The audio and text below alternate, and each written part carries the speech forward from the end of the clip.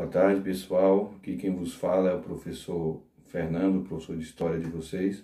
Espero que vocês todos estejam bem, apesar de estarmos aí todos em quarentena, mas que é necessário para podermos conter o avanço desse vírus que tem causado tanto sofrimento no mundo.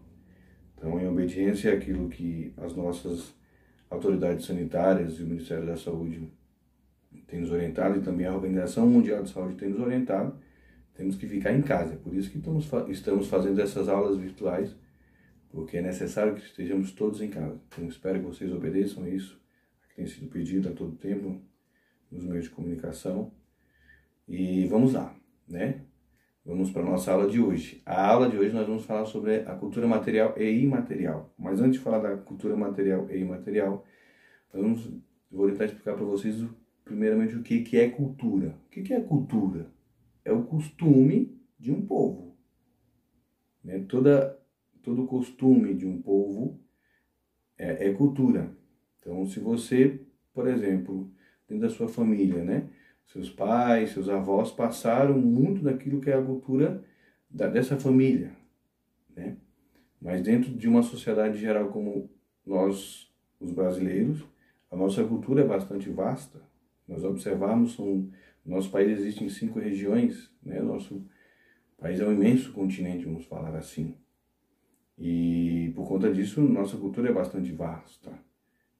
Então, não tem como falar que uma pessoa é sem cultura, né? Porque, por exemplo, uma pessoa que fabrica no interior do Brasil um banquinho bem simples, mais rústico.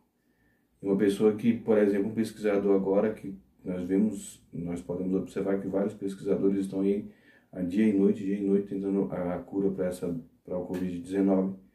Um pesquisador que consiga a cura para essa doença, ele não significa que ele tenha mais cultura do que aquela pessoa que fabrica um banquinho. Então, todos nós temos cultura. Então, é o costume de um povo. E dentro daquilo que é a cultura do povo, nós temos a cultura material e a cultura imaterial. E o que é a cultura material? Nada mais é que a importância que determinados objetos possuem para determinado povo e sua cultura. Então, é também através da cultura material que se ajuda a criar a identidade comum. Então, o que é importante de sabermos dentro daquilo que é a cultura material? É a identidade comum de um povo. Então, nós temos uma identidade, o povo brasileiro tem uma identidade.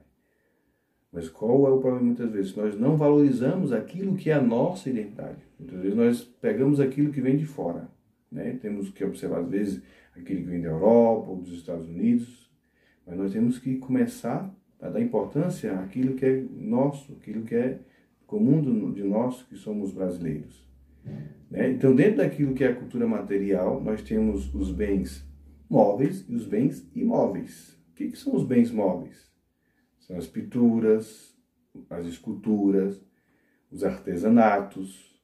Então, são bens móveis que fazem parte dessa cultura material. E dentro da cultura material, nós também temos os bens imóveis, que são, por exemplo, os centros históricos, os sítios arqueológicos. Um exemplo de um bem imóvel, o Centro Histórico de Ouro Preto, lá em Minas Gerais.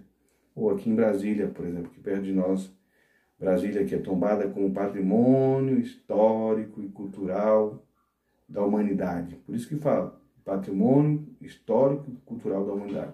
Porque Brasília faz parte da nossa história. O Cristo Redentor, o Porto Seguro lá na Bahia, onde os portugueses chegaram, então passaram, onde foi celebrada, por exemplo, a primeira missa. Então, tudo isso faz parte da nossa cultura, né, da nossa cultura material. E o que é a cultura imaterial? Né? Primeiro que todo povo ele possui um patrimônio que vai além do material, vai além do objeto. Então, esse patrimônio também é chamado de quê? De cultura imaterial. Ou seja, a cultura imaterial é uma manifestação de elementos representativos de hábitos, de práticas e costumes. E essa transmissão, como é que ela se dá? Ela se dá muitas vezes pela tradição. Então, os maiores exemplos da cultura imaterial no Brasil são, por exemplo, o quê? O folclore, a capoeira. Então, todos somos partes integrantes da cultura do nosso país. E por isso devemos o quê? Respeitar qualquer forma de manifestação cultural.